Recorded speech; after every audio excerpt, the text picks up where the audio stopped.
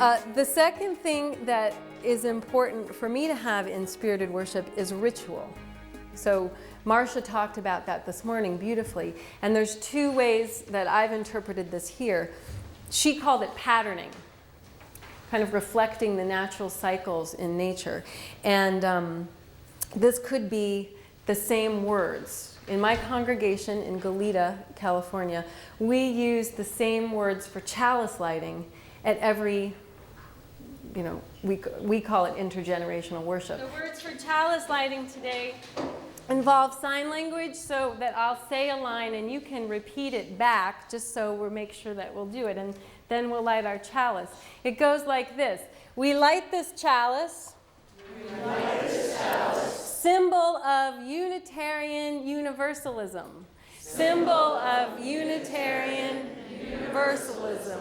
We are the church of the open minds. We are the church of the open minds. We are the church of the helping hands. We are the church of the helping hands. We are the church of the loving hearts. We are the church of the loving hearts. So I light this chalice in honor of the minds that we open and the way that we extend our helping hands. Does anyone have matches?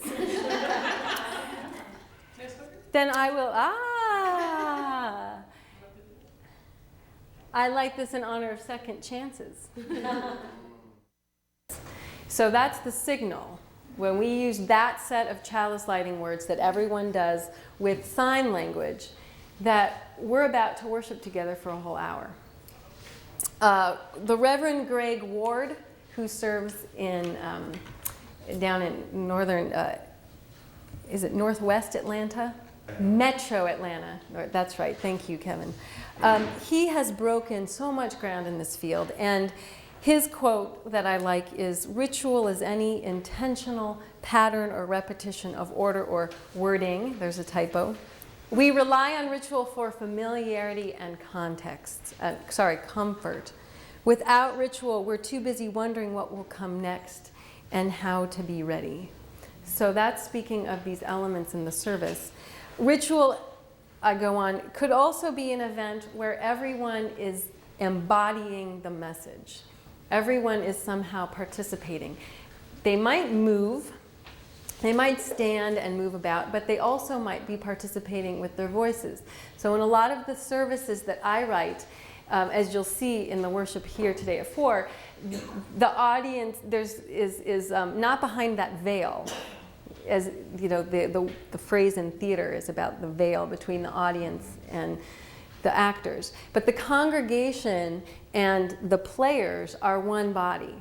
So there's a constant acknowledgement. Well, you're here, you know something, what do you think?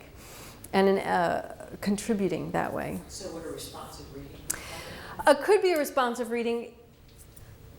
In order to involve people of all ages and abilities, you have to be careful about how much written stuff you use, which is why songs like Fly Away, that are zipper songs, are good, because you don't need to read it off a page.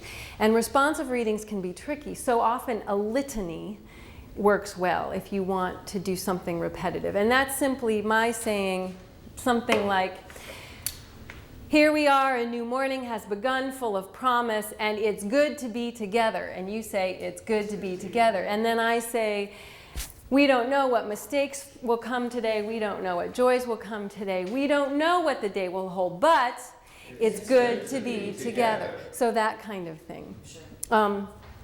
I will mention this again in stewardship, but down at the bottom, but frequently in my congregation, the participatory ritual is a bringing forward of canned goods.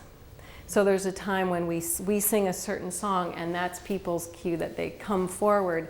And it's this embodying of service. We have brought these gifts for the families of Head Start who are impoverished, and laying the gift at the foot of the altar is part of that ritual.